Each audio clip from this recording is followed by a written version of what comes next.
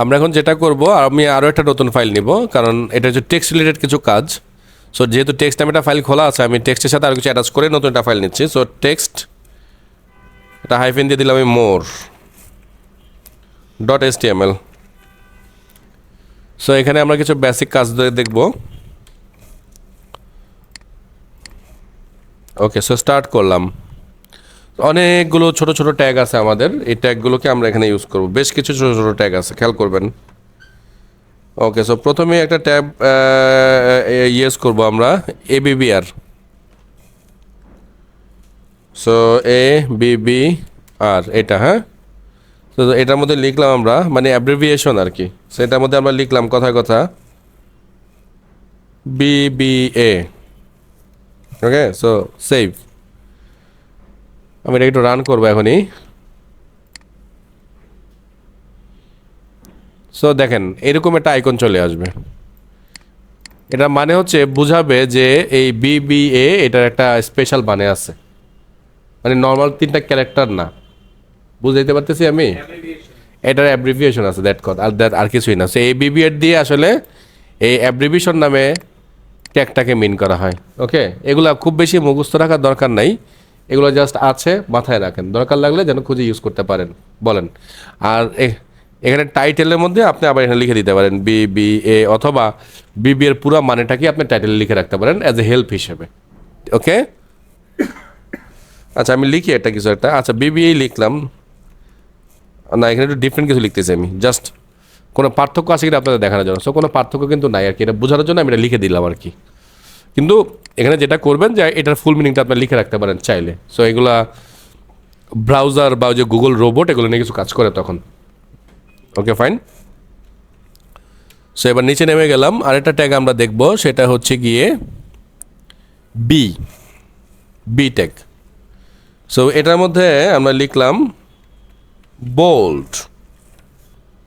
ওকে, so দেখেন এই লেখাটা কি হলো, বোল্ড হয়ে গেল, যেটা আমরা HTML শিখেছি, সরি মাইক্রোসফট ওয়ার্ডে শিখেছিলাম, তাই না? ওকে, তারপরে আমরা শিখবো হচ্ছে গিয়ে বিডিও।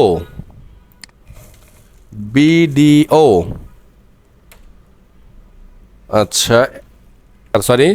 সো এটার মধ্যে আমরা লিখতেছি কিছু একটা, কি লিখবো, হ্যালো এভরিওয়ান। এভরিওয়ানকে একসাথে লিখে নাকি, এগুলো ভুলে গেছি।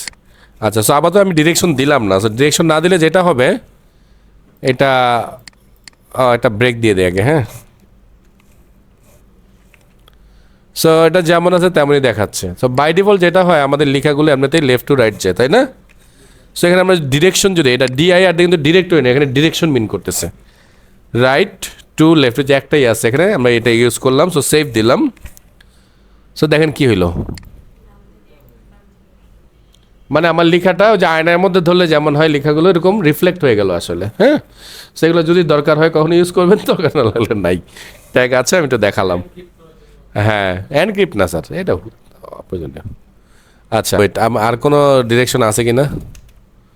আর একটা হচ্ছে অটো, আর একটা হচ্ছে কি left to right, by default তো থাকেই।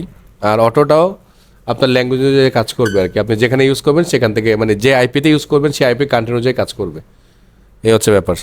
আর বাই ডিফল্ট অটো আর লেফট কাজ করে আর কি। সো আমি এখানে রাইটটাকেই আপাতত রাখলাম আর কি, RTL। ওকে, সো এটাকে আমরা বিআর দিয়ে একটু নামিয়ে দিলাম।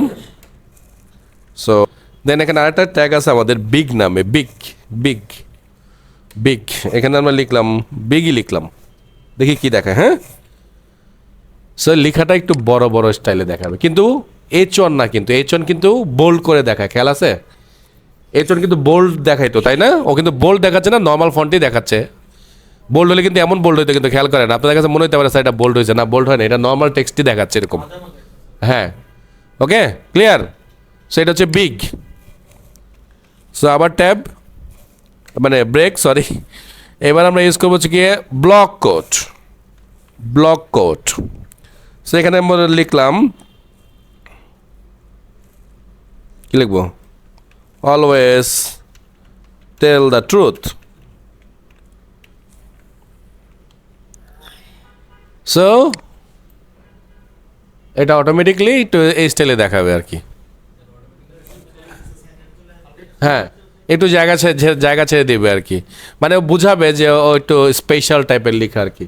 ব্লক করলে হয় কি, মানে আমরা ওটাকে একটু আলাদা করে দেখাই না ব্লক করার জন্য, সো এটাই এখানে মেন করতেছে আর কি। ওকে, সেরকম অনেক ট্যাগ আছে যেগুলো আসলে খুব একটা দরকার নাই আমাদের, মানে আমাদের এত দরকার নেই অ্যাটলিস্ট, কারণ আমরা ওয়েব ডিজাইন নিয়ে এত কাজ করব না তো। তারপরে আছে, আমি একটু দেখিয়ে যাচ্ছি আপনাদেরকে। তারপর বিআর আছে, বিআর তো অলরেডি আমরা ব্যবহার করেছি বেশ কয়েকবার।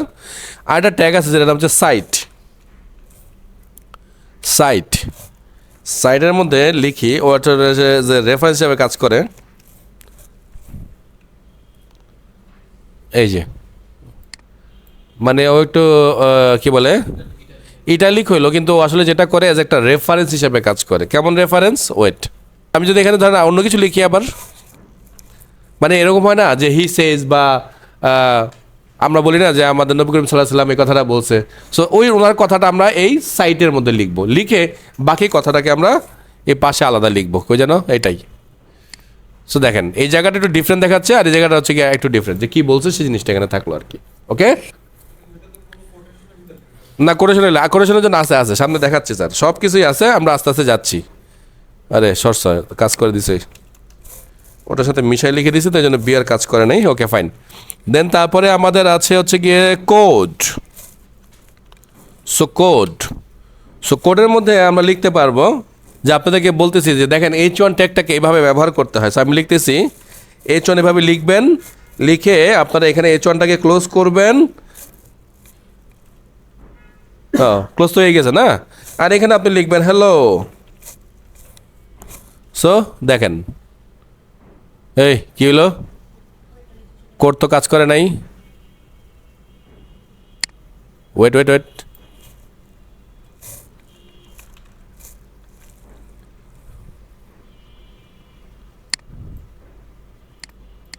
এবার তো ঠিক আছে, কিন্তু আমি এটার মধ্যে কোড লিখলে কাজ করলো না কেন? সে লিখি একটা,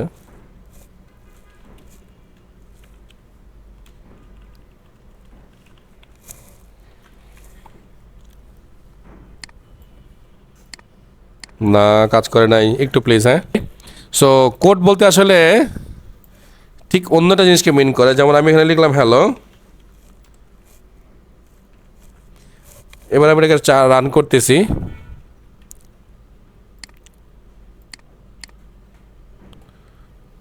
দেখেন এই ফন্টগুলো আর এই লেখাটা একটু ডিফারেন্ট। সো কোড বললে আসলে ও লেখাটাকে একটু ডিফারেন্ট স্টাইলে লেখাবে।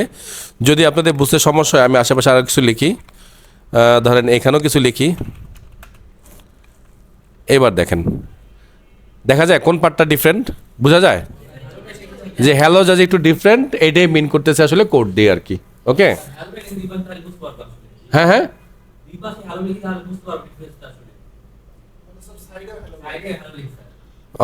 বুঝছি।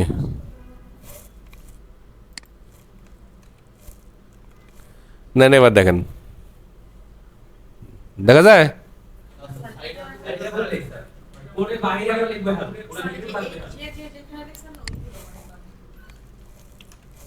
না লিখলাম। এবার দেখেন, এবার বুঝছেন, এটা হচ্ছে গিয়ে কোডের বাইরে, এটা হচ্ছে আমাদের কোডের ভিতরে। ঠিক আছে, তো যার কারণে এইটা আর এটা একটু ডিফারেন্ট লাগতেছে দেখতে, এই আর কিছু না। এখন আপনাদের প্রশ্ন হতে পারে স্যার এগুলো আমরা কেন ইউজ করবো? এগুলো ইউজ করার একমাত্র কারণ হচ্ছে গিয়ে, এই ট্যাগগুলো ইউজ করার একমাত্র কারণ হচ্ছে গিয়ে আপনার এসইও হেল্প করবে। এসইও যখন করবে অ্যাব্রিভিয়েশনটাকে সে তার মানে গুগলে যে অ্যাব্রিভিয়েশন লিস্ট আছে ওখানে অ্যাটাচ করবে। এইটা যে একটা কোড, এই শব্দটা এটাকে সে কোডের মধ্যে অ্যাটাচ করবে। সো যদি কেউ চায় যে হ্যালো কোড এরকম কিছু আছে কিনা, তখন হয়তো বা সে স্পেসিফিকলি আপনার সাইডে নিয়ে আসবে, শুধুমাত্র এই কোডটা একটাকে ইউজ করার কারণে। তা নাহলে তো আমরা এখানে প্যারাগ্রাফে লিখতে পারতাম, নর্মাল টেক্সটের মধ্যে লিখে দিতে পারতাম। বুঝতে পারছি? সেই জন্য আপনাদের কাছে মনে হইতেছে স্যার কি আকাইমা কাজ করতেছেন, কিন্তু আসলে কিছু করার নাই। হ্যাঁ হ্যাঁ হ্যাঁ, সো এই জন্যই আমি একটু জাস্ট দেখাই যাচ্ছি আর কি। তারপরে ডেলের মধ্যে লিখলাম COMILLA। দেখছেন কি হয়েছে, মানে কি যেন বলে ডেপ্রিকেটেড হয়ে গেছে, মানে এটা বাতিল হয়ে গেছে। ঠিক আছে, সে এখনকার কুমিল্লা বানানটা তো এরকম না, CU দিয়ে লিখতে হয় এখন, তাই না? তো এটা বাতিল হয়ে গেছে, আমরা পাশে লিখে দিলাম CUMILLA। সো ডান।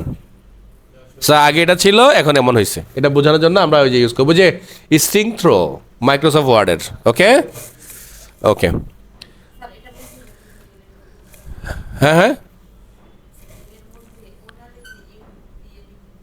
কেটে দিবে, দাগ চলে আসবে স্যার। যাই লিখবো সেটাকে কেটে দিবে, and আপনি যা দেখতে চান এটার মধ্যে। হ্যাঁ ওকে, হ্যাঁ হ্যাঁ হ্যাঁ। তারপর এটা হচ্ছে কি ডিএফএন, ডেফিনেশন। ডিএফএন কি লিখবো আর, আর কত লিখবো, সব বাইরে একটু লিখে রাখি, নাইলে আবার রাকিব বলবে স্যার বাইরে লিখে রাখবার।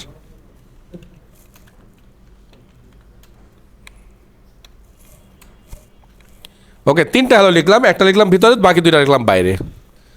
সো এইটাই হচ্ছে আসলে ডিএফএন এর কাজ। ও আসলে এটাকে একটা ডেফিনেশন হিসাবে ব্যবহার করে আর কি। হ্যাঁ, ডেফিনেশন লিস্টে অ্যাটাচ করবে। হ্যাঁ হ্যাঁ, 10 না, আরও বেশ রকম আছে স্যার, শুধু 10 না। তারপরে যে আমরা এখন ইউজ করবো ইএম, এটাকে এমফাসাইজ বলে। হ্যাঁ, সো এটা একটার সাথে মিল আছে অলরেডি, দেখেন এটা হলো ইটালিকের মতো মিল আছে, মানে ইটালিকের একটা সংক্ষিপ্ত রূপ, মানে আরেকটা পার্ট আর কি, এমফাসাইজ। ওকে, হ্যাঁ প্রায় কাছাকাছি। ওই যে বলছি, এগুলো আপনি ইউজ করবেন আপনার কন্টেন্টের উপর ডিপেন্ড করে। সো কন্টেন্টের মধ্যে যদি ধরেন কোনো একটা জিনিস, মানে কোনো একটা কন্টেন্ট থাকে যেটা একটা কোনো একটা জিনিসের ডেফিনেশন প্রকাশ করতেছে, তখন আপনি ওখানে ডেফিনেশন ট্যাগ ইউজ করবেন। ওকে, আচ্ছা এই পার্টটাকে আমরা এতটুকু রাখি, আমরা আর বাকি পার্টটা একটা ভিডিওতে কনভার্ট মানে ইউজ করবো।